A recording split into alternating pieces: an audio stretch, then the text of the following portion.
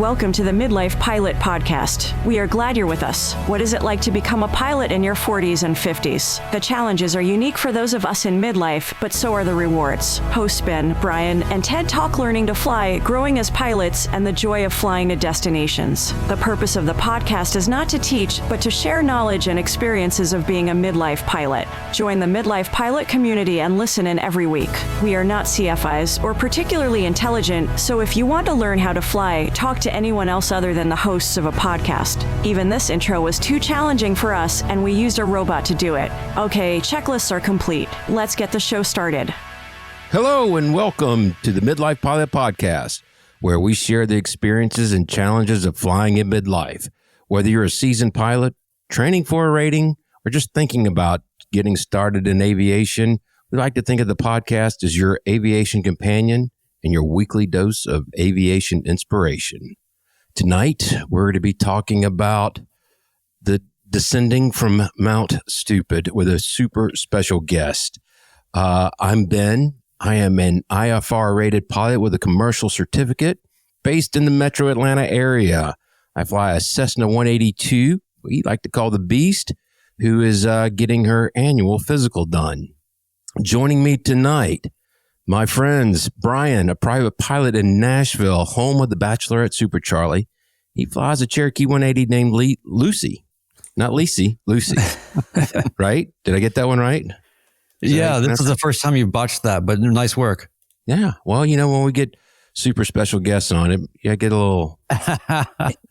Also joining us tonight from the left coast, the great state of Oregon, based in Portlandia, flying a flight design CTLS we like to call the Egg. It's our friend, Ted. Good evening, sir. Hey there. Yeah, it's the wet West Coast this week. Wet. But, I mean, that's like, Yes, it's always wet in the Northwest. By the way, so Ben, your plane's in annual.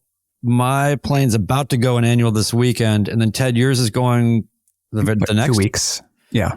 We're on the same cycle. We're all trying to get it done before Tango 82, before Texas. That's right. I'm glad you didn't take that in the direction I thought you were going to take that in, Brian. Joining us tonight as well, a super special guest, Paul Craig. He's a career CFI, started in 1974. He's taught hundreds and hundreds of students. He's also based in the Bachelorette Super Charlie at Middle Tennessee State University. He has a master's in aerospace education and a doctorate of education. He's not to be confused with the Scottish MMA champ, Paul Craig, or maybe he is. Maybe we don't know. He is the author of many books, one that you've heard us talk about on this podcast countless times, The Killing Zone.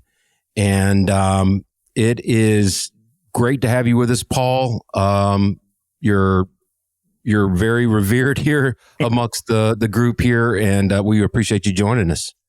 Well, it's just such a pleasure to be with you guys. I just have been admirers of your podcast and your work and your efforts. It's just super to be with you tonight. Thank you. Gentlemen, there hasn't been a lot of flying going on because, well, I'm in annual and we're praying nightly, doing the good compression dance, whatever that looks like, every night before we go to bed. But I've got a lot of traveling to do. Unfortunately, it's going to have to be by car. So I'm still getting no sympathy from the spouse on that. Yeah. Well, also the weather here has just been a little crazy. It has been a little crazy. What about you guys? Ted, I know you posted a video, I think, earlier today. Yeah, I posted just a short one of one of those times when you're trying to call up on a busy channel and, you know, getting ignored. And it's just kind of a fun one just underneath a bunch of big planes. I think our friends at Opposing Bases probably needs to review that one because that is perfection in patience right there. Oh, man. How you handled that. I thought you did very well with that. The only improvement to the video that you could make, Ted, would be if you, do you remember the piano theme for the 70s show for The Incredible Hulk with Bill Bixby? Remember that? Yeah. Do you remember the really sad piano music as he's going out through the graveyard to look at his own tombstone? That's what I really wanted that music to be underneath you trying to get ATC's attention. Yeah. Well, it's one of those things that took so much time to be able to hear the other frequency that the controller's listening on, so that you're trying to time when you speak up. And then, of course, when I did, all I said was my tail number. I'm not going to give altitude or anything. I just need him to know that I'm there right underneath all his people. So, yeah, but no flying. It's been really wet. Had some little hail here, so mostly water. Brian, any fun times in the air lately? No, I mean, I guess I flew about a week ago. But nothing crazy. I did go down to Chattanooga to do some family related things. And I gotta say, Chattanooga's airport is so nice. I mean, it's such a beautiful approach. And I really like how when you're coming from the West or sort of the Northwest, how I was, you kind of hang yourself up over the kind of shelf of the terrain there for a while. And then you kind of can drop it in. And I was just thinking about, it was one of those moments too, where it was like, we all have those times, right? Where you remember maybe the first time that you did a flight like this, when you had just gotten out of the nest with your private pilot certificate. And when you do it again and you and you just realize how kind of effortlessly comfortable it is. And you're not even worried about it. You're just, this is no big deal. And, I just remember the first time I went there thinking about, okay, there's the terrain, and then, this is a last Worley airport, and what am I doing? And then now it's just like, oh, this place is, especially after being around B&A, right? Chattanooga is like a sleepy, non-towered airport compared to being around. So, I don't know if I've told y'all this story. I don't think I have. Chattanooga holds a super special place in my heart. I did my private and my instrument check rides out of that airport. Really? When I How did did I my not know private, that? so when I did my private, I got discontinued for my first time. It was during the PTS days, and I didn't do the power off 180 correctly. And I went back and retested it in Chattanooga. And my DPE, who I still love dearly, said, we're going to spend more time doing paperwork than it was to get your, than we did in the air. I did it, did the power off, nailed it, crushed it, did the paperwork. And for some reason, I'm all hyped up with nerves and everything. And I go to check the oil again. The plane, had been running for a little bit, and I didn't put the oil cap on right. Huh.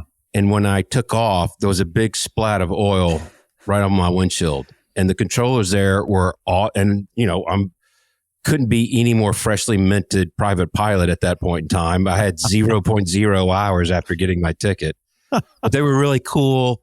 We got it back down on the ground. I had enough of a view to get it down on the ground. And, but I just remember it was a great experience working with those guys. So this is your thing, is your entree into anything big or new, you find a way to make it go sideways right away.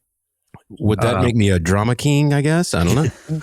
Anyway, we're always referencing how you first came into this podcast in that episode where your computer voice sounded like Max Headroom. So I always make a big grand entrance in anything I do. It was the big reveal. That's exactly right. But anyway, I do love Chattanooga, and I go there a lot. But I think for now, we want to get to our guest, but let's go ahead and knock out the... Yeah, we're gonna blast through this because we want as much time with you, Paul, as possible. So thanks for hanging with us while we do all these podcasty things. All right, housekeeping. We're grateful for you all making this the best pilot community that we know of, a positive space where we share everything from training experiences, share personal minimums, tackle ownership challenges, review flight plans, and best of all, make new aviation friends like Paul. Join our Patreon community from $1 a month, or you can do a one-time annual for 25 cents per episode. Access exclusive content, including check ride debriefs, which we got a bunch of those coming. Oh my gosh, we haven't even covered this yet. Paul, we do these things called killing zone conversations. I do. I'm aware of that. Now, are we under lawsuit, or are we okay with that? No, we're going to let you out. Yes, we spelled it in sort of like a Limp Biscuit kind of way. It's like just to try to distance ourselves from any kind of credibility that you would provide naturally. So yeah, Killing Zone conversations and more on Discord. 10% supports Freedom Aviation Network's anti-human trafficking efforts. Watch us live on YouTube, Mondays, 8 p.m. Eastern. Share your stories at midlifepilotpodcast@gmail.com. We read all the messages. You might hear yours on the show. For everything Midlife Pilot Podcast, community feedback, merch, and more, midlifepilotpodcast.com. Boom. Thank you.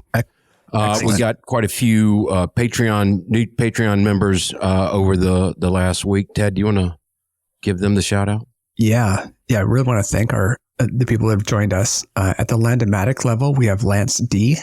At the Hershey Bar level, we have Daniel C., Chuck K., Roberto S., and our friend Elliot Cox. It's nice to see Elliot. He's even in the chat tonight. And this week in Discord, we have a new training channel for instructors that seems to be fairly popular. Lots of talk about FOI and some people like Seth Lake and Nathan Ballard that are happy to help out. So it's been fun seeing that take off. We have 2 new sport pilots this week that just got their tickets. That's Lance and Roberto. So all right, it's nice to see. Yeah. There's dozens of us. And at the private level, Jess got his ticket, and BitShifter, I think I congratulated last week, but got their ticket. And well done. For last accomplishment there, first takeoff and landing, it's Alex S. So yeah, that's a great time. Huge week for us this past week. Yeah. And we've got a zillion debriefs. Mark is doing a great job on those. Those will be coming out on Patreon soon. So some private debriefs, instrument debriefs, starting a new club with a plane. And so, yeah, those are always fun, kind of on the side conversations. Yeah. Hopefully inspiring others to do the same. Yeah. So, congratulations, everybody. Yeah. Thanks. So tonight we have Paul with us, again, author of Killing Zone. And first of all, Paul, why don't we start this with just telling us a little bit about yourself? My guess is that a lot of the folks in the chat probably know who you are or know your work, but if you give us a little bit of background, maybe? Sure. Thanks. And thanks again for having me. This is just a thrill. There was nobody in my family that was a pilot. I had nobody to, look up to see. But when I was in high school here in Nashville, I guess I needed a science credit so I could graduate from high school. And chemistry and physics seemed a little steep. So there was an English teacher at my high school who was also a private pilot. And he put on an aviation class, one period a day. And I took that class having no clue what it was about. And that's really how I got my start. So I wasn't a midlife pilot. I was a high school pilot. And it was one of those things that I didn't really know what I was going to do. I didn't know, I was pretty, undermotivated as a student in high school and didn't really have a plan. But when I was able to find out about aviation and fly an airplane with the first time, I had my plan, right? It's just, and I knew where I was going, and I was able to channel some of my, some of my wandering around into a focus, and it was aviation, it was airplanes that made that happen. Yeah. It's amazing. And that was in a time called the 70s? Yeah. And my first flight was in 1974 at an airport here in Nashville, Cornelia Ford Airport, that doesn't even exist anymore. And wasn't that the airport that Patsy Cline was trying to make it to? I think that's correct. I grew up in Nashville thinking Cornelia Fort was like a fort, like, maybe a Civil War fort or something. Right. But Cornelia Fort was a pilot. She was a famous aviator, and she flew in World War II for the group that women couldn't fly in combat. So they would fly airplanes from the factory to the front.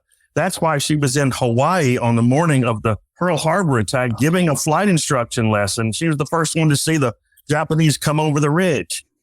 Wow. Unbelievable. I think they have a lot of ephemera and storytelling around her at the Beechcraft Museum, if I'm not mistaken. Absolutely. They certainly do. But yeah, so now, while we're definitely interested in your background and your qualifications, to all of the things, I am treating this like I am a listener and I want to get to some things. So you can weave in some backstory and qualifications whenever you feel like you might need to, or we can just accept that you've already written a bunch of books. So, I mean, you're probably qualified. And if you really want to know more about Paul, you can Google him. But I want to get right to the heart of this, which is this book, The Killing Zone. Now, I imagine this is kind of like your Led Zeppelin 4 of books. You know, it's like here we go with Stairway to Heaven again. I've got a bunch of other books, man. Haven't you heard my freeform jazz record? And we're going to get to those too, by the way. Yeah, and we will get to those. But I think that this is sort of the touchstone, and I just wonder from the start, even before I had, or maybe right around the time I had taken my first lesson, or just before. I started training in April of 2021 over here at John Toon. I was seeing everywhere in my internet exploration of becoming a pilot that this is an essential reading. And so, of course, I bought it, and then my wife was horrified to see it just kind of laying around. Yeah. By title at least. And but once I explained what was really going on here, I think it became an item of fascination. And the thing that I really appreciated about this book, and I'll just tell you that, and I'm wondering if this is maybe how you intended it to be or just the way it worked out, but I have read this book in part or in whole so many times, and it has this, I don't know, it is a bit of a reference, but it's sort of like, I can go back through, I have the brain that I used when I was reading this as a brand new trainee or student pilot. And then I have the way that I was looking at it perhaps right after I got my private pilot certificate and what that looked like and how these things kind of felt to read and how they became more important in certain ways and certain things resonated more. And then even through all of my climb up Mount Stupid, I've been referencing this and I keep it here on my desk all the time. It's like the thing that I will just pull open. You know, now I'm coming up on 650 hours. And so I still glean so much from it.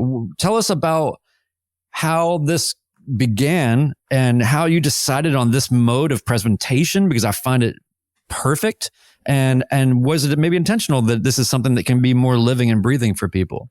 Well, thanks for all those comments. Yeah, all the English teachers that I ever had in high school and college are flabbergasted that I ever put words into a sentence with actual punctuation.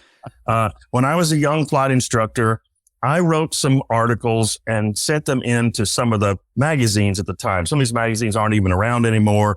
Air Progress was one of them, as I remember. Plane, maybe Private Pilot, maybe Plane and Pilot. And so some of them got published. Okay, so I'm thinking, oh, that's cool. So I had this idea that I would take all these articles and kind of stack them back to back and turn that into a manuscript. Okay, now that's not a really great idea, but I didn't know any better. And so I went to my bookshelf and I wrote down all the publishers of all the aviation books that I had on my bookshelf. And so I sent my manuscript to all of them and received rejection letters from most all of them. And then one day this guy called me and he said that he was from McGraw-Hill in New York and he, received what I'd sent him. And he starts going on and on. Well, it's very conversational. It's kind of not like what we have now. It's not a textbook. It's, these kind of things. And he's being very complimentary. And at one point he says, but we're not going to publish it. I'm going, why don't you just send me a rejection letter like everybody else? He said, well, we're a very conservative company. We don't publish anything off the street. We have these marketing experts that figure out what niches in the market and gaps there might be. And then if we find somebody that we think could write something, we ask them to do a project. So would you like to do a project? Now, at this point, I'm saying, this has got to be one of my buddies, right? Who's playing a joke on me. Like, who is this guy really? And so anyway, that's what led to that first book, Be a Better Pilot. And that was, oh my gosh. I know. You had to dust that off. I think that was published in what? Oh, look at that picture. Yeah. And I had hair and it was all the same color. And Yeah, that was like 92, I think, when that was published. And so from there, I did another one, and I did another one. And at some point, I'm thinking, maybe I'm getting a little bit in my head about this. I say, well, who are these marketing gurus that are supposed to be telling us what? I'm out here flight instruction every day. Maybe I should know what we need. So from about book 2, 3 on, I came up with some ideas, and The Killing Zone was like number 7 of my Led Zeppelin albums. And you're right. We need to discuss the title. My original title was the Danger Zone. You might remember there's a song, The Danger Zone, that was in a movie. So the publisher wasn't keen on that. And so you're right. It's not really a coffee table book title. I've had FBO guys say it's kind of hard for me to put this in the counter. Get people to sign up. Exactly. So yeah. I don't know if that's that's certainly can have a negative, but it's designed to grab you by the shoulder and shake you and say, this really could happen to you. And if that's a stark title that is abrupt, then maybe that's sort of the point. It's really designed for people who are low time, mostly new private pilots, new sport pilots, and who are just getting started. And, I didn't know what the Killing Zone was. I started to do some research on, these accidents that happen. How many flight hours does the pilot have on the day of the accident? And that led me to find that there's sort of a zone. It starts at about 50 hours or post-student pilot days through about 350 hours. And that's where the accidents were spiking, in that zone. Yeah. And so in the first edition of the book, I started in 1983 because although I started flying in 74, I became a flight instructor in 83. So I figured anything that's happened since then has been on my watch, right? So I wrote it and took all the accident numbers from 1983 to 1999. And then the second edition, the one that Brian just held up a second ago, that ran us from about 2000 until about 2011. And so I figured that, I didn't know if there'd ever be a third edition. I didn't know. Yeah. But so many things have happened in the last decade. I think we know and understand we've got new topics and new challenges for us every day. And so McGraw-Hill, who I did 10 books with them and had wonderful relationships with them. The editors I worked with were fantastic, but over time they either moved on or retired. And McGraw-Hill really has gotten away from aviation books. That's just not their thing anymore. And so although they had the rights to all the future editions that there might be, they really weren't, they really weren't interested. And so I just asked them to release me from the contract. And they didn't have to, but about a year they did. And so that's why many folks in the last year or so have been unable to find the book, because once McGraw-Hill cut me loose, and when I became a free agent, so to speak, then they took them off their avenues for sales. But I was only a free agent about a week because I agreed to write the third edition, which will come out this coming summer with Aviation Supplies and Academics, ASA. And I know those people. I've written for them before. And I like to work with people that I know and trust. And it's a handshake deal. That's just the way I am. And so we're excited to have another edition coming out this summer. And, most of the time when you write a new edition to a book, the publisher wants you to have maybe 10, 15% different. Well, this is like 90% different than the second edition because it's all stuff that's happened since the second edition. Right. So it was exciting to write, and I think it's going to be in the same vein. I mean, I just sit down at the computer and I just have a conversation with the keyboard. It's just you and me talking on a Saturday afternoon at the hangar. That's the style I hope comes across. There's nothing wrong with textbooks, but I don't write them. Right. I'm a flight instructor, and we just talk about the things that we love to talk about, and try to get better at stuff and improve things. Yeah, well, that's how we kind of crossed paths. Was somebody in our Discord had said this book isn't available anywhere. It's on Amazon. There's a few used copies going for $600 because the bots just I don't get $600. Yeah, nobody's making that. So yeah, and I thought, I'm just going to go on a flyer and see if I can find an email for Paul. And I reached out and got that story. And so yeah, they gave you the rights to the book, which means they don't want to have any inventory. They don't even have it anymore. Guys, I'm going to be back. I'm going to eBay right now for just a minute. Just hold on a couple months and get the new one. Yeah, exactly.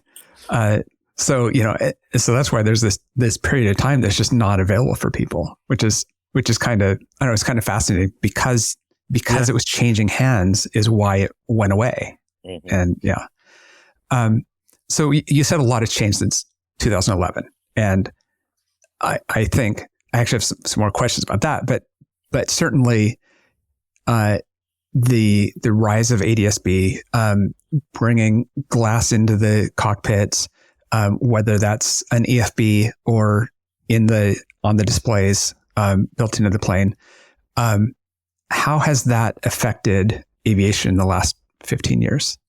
Yeah, there's just been, change happens faster than certainly aviation regulations can keep up, for sure. And you just think about it, electronic flight bags, even use of cell phones and, pilot distractions in the cockpit is a whole topic now that we would not have even thought about 15 or 20 years ago. It used to be that experimental and amateur built, home built aircraft was kind of like a fringe of aviation. Not anymore.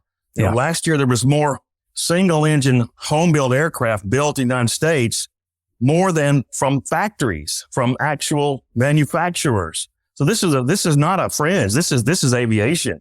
And, so that's a whole new area that has grown up, in front of our eyes. You mentioned ADS-B.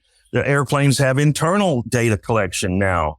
We have to deal with laser strikes. We have to deal with the rise and conflicts with drones. In the second edition Killing Zone, I think I spent maybe a page talking about pilot stress. That was really weak because now pilot mental health is a huge deal.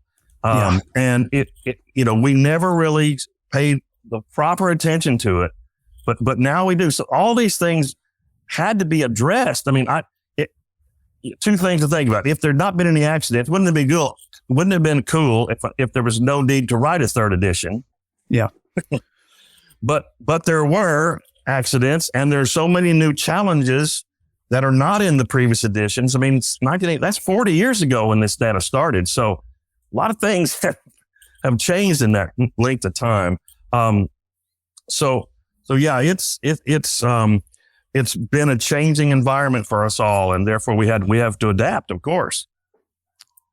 That's crazy. We did get a listener feedback, and we kind of held on to it because it fits right in with this. As you know, Paul, this whole podcast about learning how to fly later in life. And after reading the second edition, it felt like a lot of those accident cases were people in our situation. Jonathan M. writes, when I got my license years ago, I was pretty brave and fearless, but now in my 50s, I'm a lot more careful. I've been working to learn from aviation accidents so I can be safer. Here's my question. How do pilots with thousands of hours of experience still manage to stall, spin, and crash? I start hearing that imposter voice talking and wonder if it could happen to them. If it can happen to them, I'm really at a disadvantage, or am I missing something? Well, let's talk about that.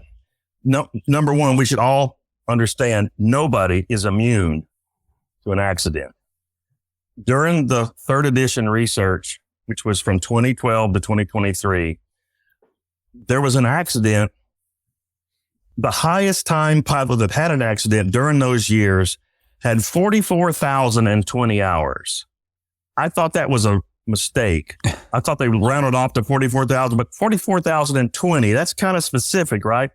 And so there's no immunity. We just have to be careful. And I guess there's good and bad in that time period of the third edition. But like I just said, 2012 to 2023, I wrote some numbers so I'd get it right. There was 12,406 general aviation airplane accidents. That's what I studied.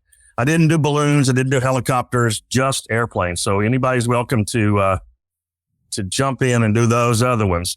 Okay. But of those 12,406 accidents, I say only, I don't mean to make light of it, but only 17.5% were fatal, which means 82.5% or 8,915 accidents were survived. And the vast majority of those, there was no injuries or minor injuries to the pilot or passengers. Okay.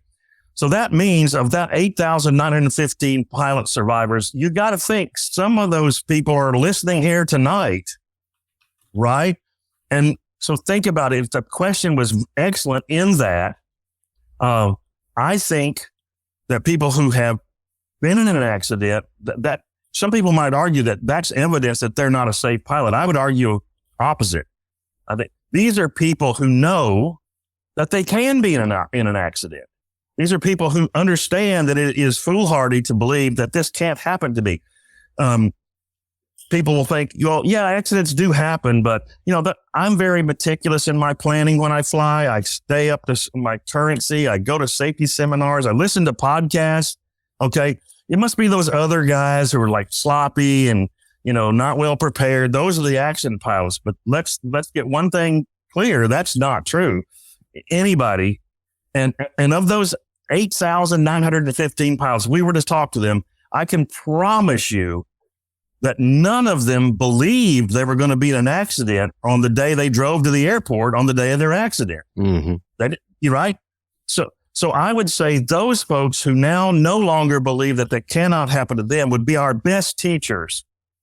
And you could probably argue that someone who's never been in an accident, that may be because they do all the things and they are safe and they do all the things to remain safe. But it could also be that they've done a few risky things and got away with it. Right.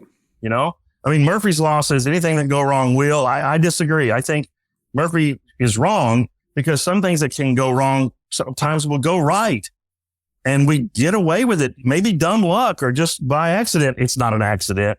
But we get in our head that, that's okay because I didn't, I got away with it. So you could argue, I'm not advocating for accidents by any means. Don't get me wrong.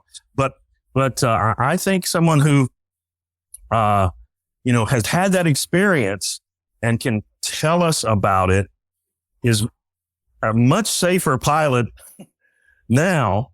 So, right. So that's my view on it. And, I never, ever I hope I never come across as, pointing fingers or laying blame or say, oh, this guy screwed up or he should have done that. That's not my job. I mean, my job is education. It's talking about how we can learn from this and move forward, with just wiser and making better choices and those things. Most of those accidents took place when there was, decision making in their plans that was non-aviation related. If you look at the weather and you're going to go to Chattanooga, and the weather's, low ceiling and visibility, and it's raining, and I was just going to go up there to eat a hamburger or something, go to the choo-choo or something. On a day like that, I'm not going, right? It's an easy decision. But what if other factors start to come into play that influences your aviation decision? In the years of 2012 to 2023, what do you think? Which day of the year had the most accidents? What do you think? I'm going to guess January 1st. I'm going to guess July 4th, somewhere right in the middle of the safe summer. Those are popular accident dates, but the date that had the most accidents in that period of time was the Wednesday before Thanksgiving. Oh. Yeah. Now think about that. People wanted to get home for Thanksgiving. The weather might be marginal, and on a normal day, they would never even think about it. But the family's dependent on them to be there. and I had to work all day and had to leave late in the afternoon before Thanksgiving's the next day. So that to me tells you everything you need to know. Pilots who are wise, cautious, extremely careful can still make bad decisions when they get under pressure like that. Mm-hmm. And we see it all the time. So in the time period between the second edition and the third edition, not only do you have a new data set, but if you just take a cross section of the culture and technology and how that relates to behavior and a lot of the things that we've seen come about in the last, say, 10 to 15 years, we've got a completely different world. We've got a world where people need to be pacified for every possible millisecond of their potential boredom because they can't even stand in a line anymore without being engrossed in their phones. Yeah. We've got everybody driving and texting. We've got kids that are fully addicted to the internet and are more into that reality or non-reality than actual reality. And we have, coincidentally, the rise of avionics and MFDs and ForeFlight and all of the things. For you and your perspective, as you're taking on these new things, do you feel that there's now maybe a particular rise of a new hazardous attitude or maybe an accelerated sort of form of invulnerability because people are, for whatever reason, there's just now this obfuscation between behavior and consequences in the same way that cars have become so, quote unquote, safe with airbags and all these cameras and all these things, but it's actually, deteriorating people's ability to maybe drive in some ways or whatever. So do you see any parallels in behavior that accelerates maybe hazardous attitudes that you are going to be walking through? Well, I think maybe these days we might actually have more available safety. But do we use practical applications with that safety? And there's a chapter in the new book about pilot distractions, which talks about just what you said about, there have been accidents in the recent past where people were distracted by their phone or they're taking a selfie or they're texting or something, and accidents was the result and totally unavoidable. And you have to, whenever you get in an airplane, and you got to be there, right? You got to be present. It's one of the cool things about aviation, right? When you get in an airplane and you detach yourself from the ground, it's not only a physical detachment from the ground, it needs to be a mental detachment from the ground. You got to leave those bills that are past due and any issues you have on the ground, you got to leave them on the ground. I do it every time. Yes, because if they get involved with your decision making or distractions like that, especially if you're going to physically distract yourself with multimedia and things like that, then it just adds to the issues that take us away from our thought process. I mean, when you're in the airplane, enjoy it. You're there. Be in the moment. Do that. Get on the ground and do all this stuff later. What do I call it, Brian? Air therapy. That's right. And Yes. Ben and I both have the same thing of loving flying a high wing because we spend most of our time just with our noses to the window, just looking outside, because that's the amazing thing about aviation is that you are sitting there flying over this territory you don't see otherwise. But cool.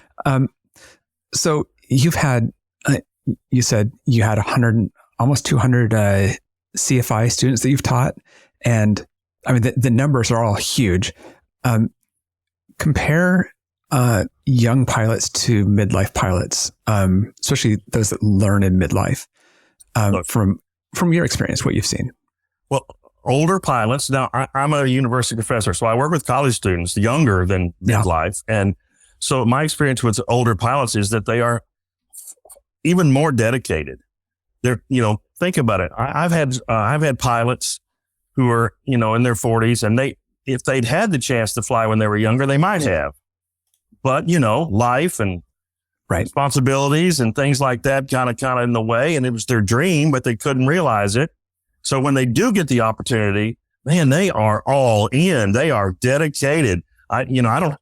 when I'm talking to college students, you probably ought to look over this stuff. When I talk to older pilots, they've already looked over this stuff. Right. They've already, done all their research. And so they're a joy to work with simply because that they are all in, because they've got a lot at stake, right? They've made sacrifices to get to be a midlife pilot. Takes a lot of decision. I'm not talking money but time and commitment and sexualizing all the other ways we get torn apart. We got so many hooks in us, in regular life, and we're going to put flying in there too.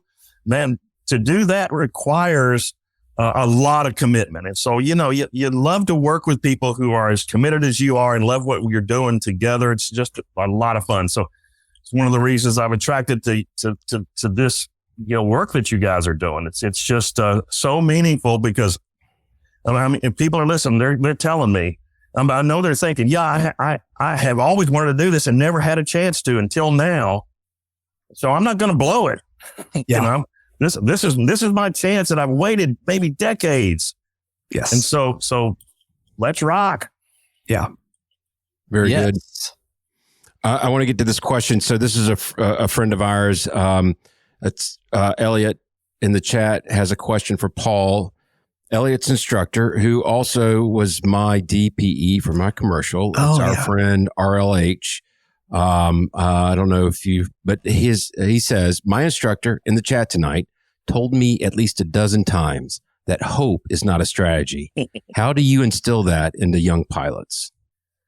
Sometimes I've heard people going up for their check ride and somebody will say, well, good luck on your check ride. And I want to say, we shouldn't be relying on luck. If you're good luck on your check ride, if you need luck to do this right, then we're not ready yet. And so it's a challenge. And when you say younger pilots, older pilots, remember, everybody is different. It's not like you can say all young pilots will be like this.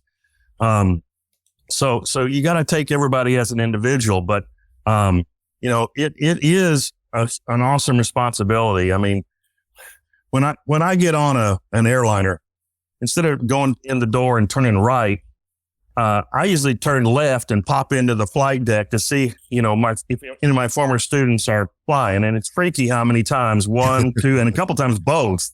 Wow. Were my students. And so, I tell them how proud I am of them and those kind of things. Depending on the student, right? It could be like, hey, no, I'm getting off this plane. No.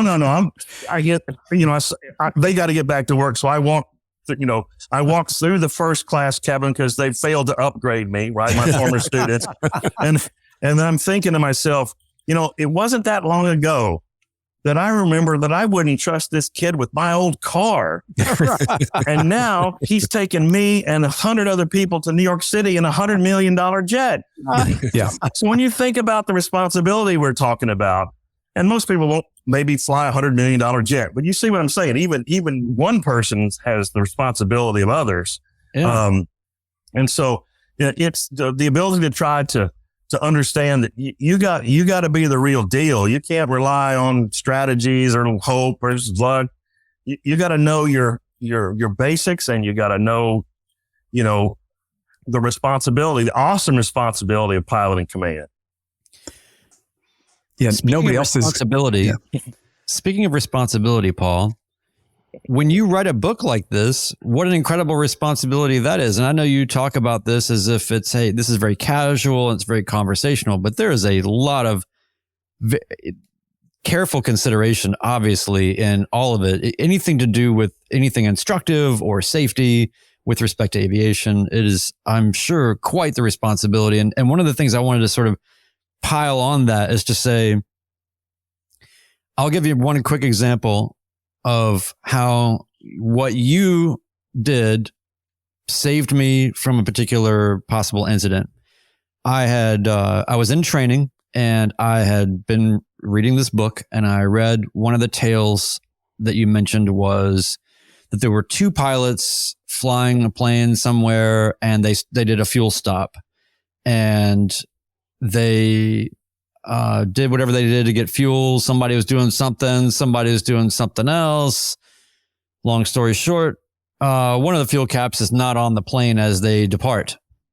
And I just thought, that is something I don't want to happen. And how, especially when you're, and this is what I'm talking about too, about the perspective, when you're a training pilot, student pilot, it's almost unbelievable. How could two pilots ever overlook such a simple, obvious thing? And then when you are looking at it from a more experienced pilot point of view, you're like, I can totally see how this would happen.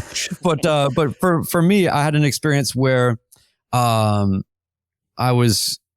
we had just topped off. It was in a 172, and the fuel truck had come over to top us off or something, and the plane was parked in a not typical place because they were doing construction over at John Toon at the time, and stuff was just kind of all over the place. And we were kind of distracted, me and my instructor. But we it was one of those things where you get in the plane and you do all the buckling in and getting things out, and there's all that sound and ruckus going on in the plane. And finally, you get everything sort of settled in to start now going through the checklist. And I realized, I looked over at my instructor and I said, Did you check the fuel caps? Because did you? And in that moment, it would have been terribly easy for me probably to even convince my instructor at that point, who's probably very desensitized to this for whatever good or for bad reasons. But I'm just saying, I was all comfortable with all of my things. And I just said, nope, stop, undo the belt, take all my knee board off, whatever, whatever. I'm getting, because, this is the problem with the high wings, guys, right? I couldn't just look out, save myself a whole thing. I had to get out and climb up there and look. And sure enough, one of the fuel caps was not on. And it's the only time that I had failed to check them, gotten in the plane, and then realized that I had failed to check them, stopped what I was doing, got back out. And all I had was that story in mind. And if I hadn't read that story, I wouldn't have had that sensitivity, I don't think, to that one item that we had missed. And perhaps my instructor wouldn't have either. I don't know. So what say you, Paul? Well, all those stories that we could tell like that, they're not, far-fetched outliers. We can put ourselves in every one of these stories, because anybody could make that simple mistake. We had a situation where our fuel guys got in the habit of topping off and deliberately leaving the caps off because they felt like the pilot wanted to themselves secure the cap, which is a good thing, but it wasn't so good when a flight got canceled. Nobody knew the caps were still off. And the next day, after it rained all night, pilots showed up with water in the tanks. So that was a bad policy. So yeah, every one of those stories is not some unique thing.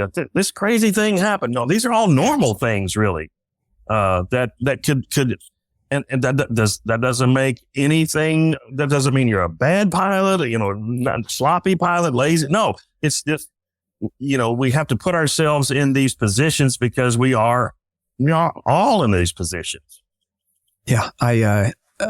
When I was a pre-solo student and I read Killing Zone for the first time, I wrote down about 6 notes to myself. And the one, they still all apply, but number 1 was, it's always fuel. And that's not because every accident is caused by fuel, but that is like the number 1 thing that you can do to change the outcome. Right. That it's hard for that not to be a human failing when it's a fuel issue. And if I ever have a problem, I have myself to blame. And I've certainly thought about that. And there's a reason that I have my patterns on checking fuel, and what I do with that is because of that number 1 issue. Ben, you've got something though. Yeah, I want to switch gears just a little bit. Paul published a book called Flight Times, Tales and Stories from the Second Best Instructor. And when was that? When did you write that? I wrote it over the course of a period of years because it's a collection of stories. Right. To be frank with you, it's sort of the antidote to the Killing Zone. These are all happy ending stories. And I'm not the second best flight instructor. That subtitle is a reference to my association with Bill Kirshner. I know you guys had recently flown down to Swanee, yes, University of the South there, but that was Bill's home base, and Bill wrote many of the aviation books, student pilot manual and other things like that in the 60s and 70s. And a lot of pilots like myself, my age, we kind of grew up with Bill's books. And I was so fortunate to get to know him and work with him, took his aerobatics class, took his spin courses. And he would send me some drafts of some of his new books. And I would, read them through and, just put in some, bits and pieces. And so he sent me a copy when it got published, and he autographed it, and it said to the world's second best flight instructor, because, obviously he was the best. And so let me just go on record now. I've known many flight instructors better than me. One of my students is himself in the Flight Instructor Hall of Fame, Fred Nauer. And but Flight Times is it's available on Amazon.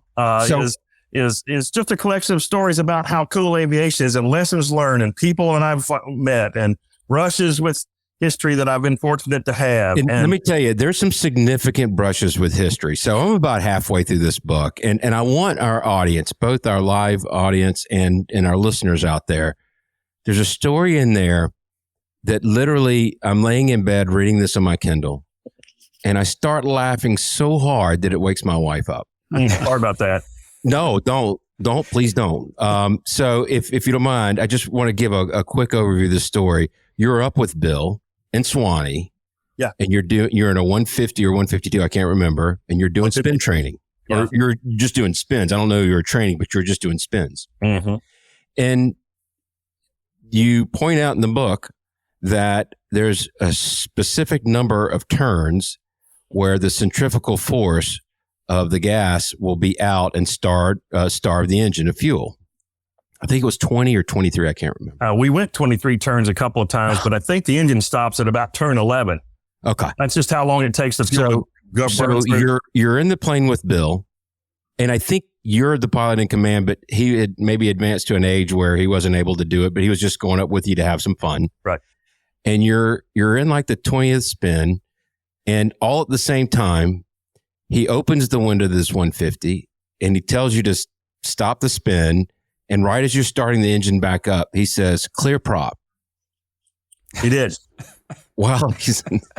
He yelled, "Clear prop." We went at the bottom of 23 turns, and I recovered, and he started the engine and yelled, "Clear prop." And we were wearing parachutes. And I said, "Bill, I'm not going to jump out of this airplane." And he said, "Well, if I jump out, I'll yell back to you that I'm going to go for help and see you later."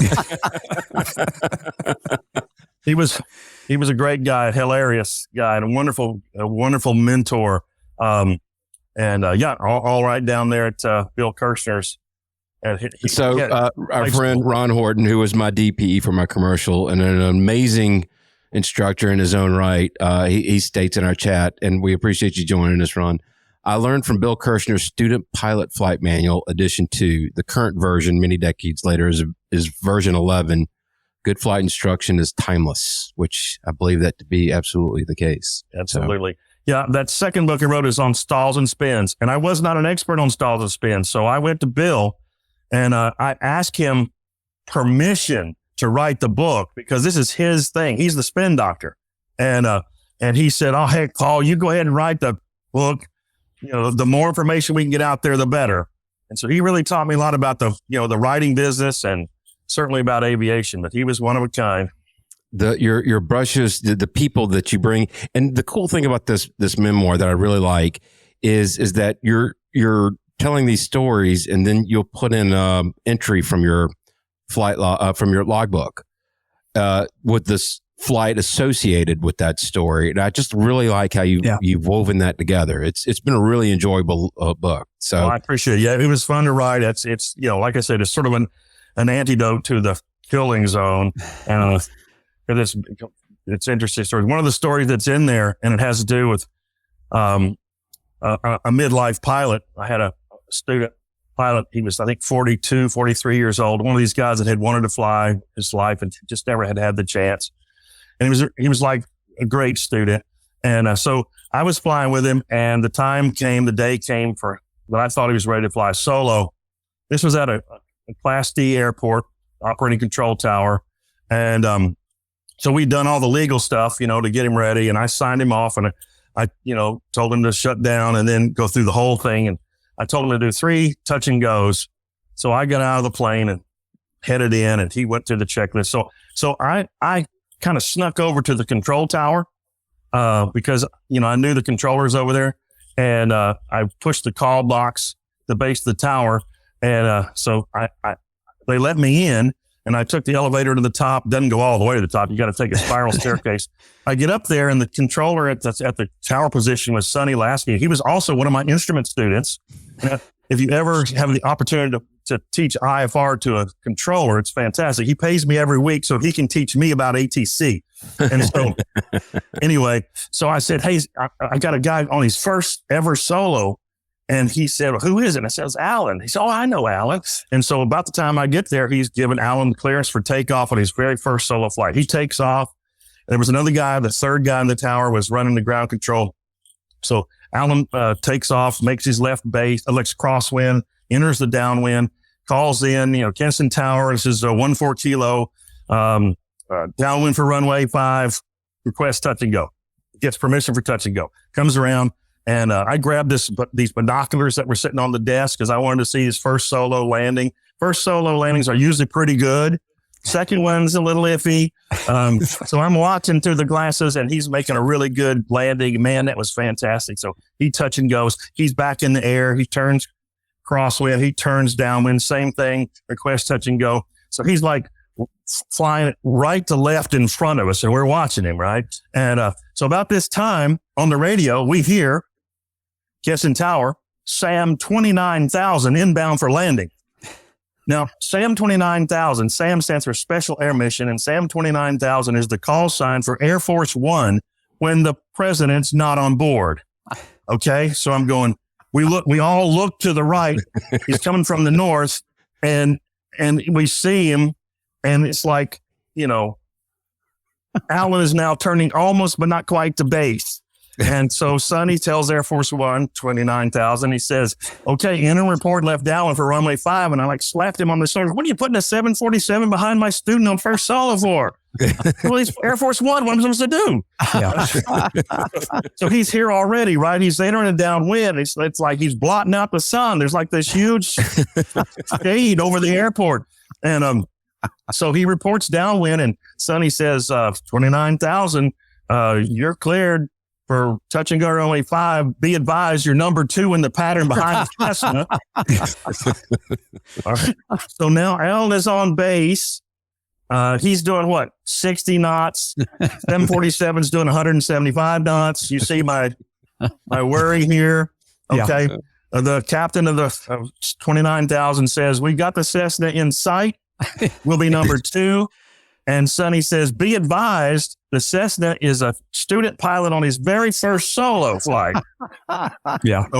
So now I'm a little nervous. So I tell Sonny, tell 14 kilo, tell Alan to make this a full stop. So he says 14 kilo, request you make full stop. And Alan came back and said, no, my flight instructor told me to do 3 touch and goes. And Alan says, well, your flight instructor happens to be up here in the tower with us, and he's changed his mind. He wants you to make this a full stop landing. So he's on final. 747's on base. Okay. And looks like this might have only been 20 seconds, but it seemed like an hour. He makes a pretty good landing, but he misses the first turnoff. Okay. Now the 747 is half mile or closer, and, he's not really urgently getting off. And that's when it hit me that, in his training, I never covered the get off the runway in an emergency because there's a 747 behind you maneuver. I never did that. Yeah. And so, it's getting closer. It's getting closer. So finally he turns off and he clears the line just as the 747's touching down. Alan told me later he heard the engines, 4 jet engines spin up, and the wake he's on the ground, but the wings started rocking so that one of the main gear came off the ground. Wow. Okay. And so now quickly, let's make a comparison here. What kind of credentials do you have to be the captain of Air Force One? So, tens of thousands of flight hours, I guess the Air Force equivalent of a 747 type rating, illustrious military flying career and the ability for us to trust the president of the United States when you fly. And then there's Alan, a student pilot with 12 hours maybe. We can trust him with a Cessna 152 at this point, right? So these two pilots are as far away from each other as can possibly be. And as the 747 climbed out on his way back to Joint Base Andrews, he breaks radio protocol.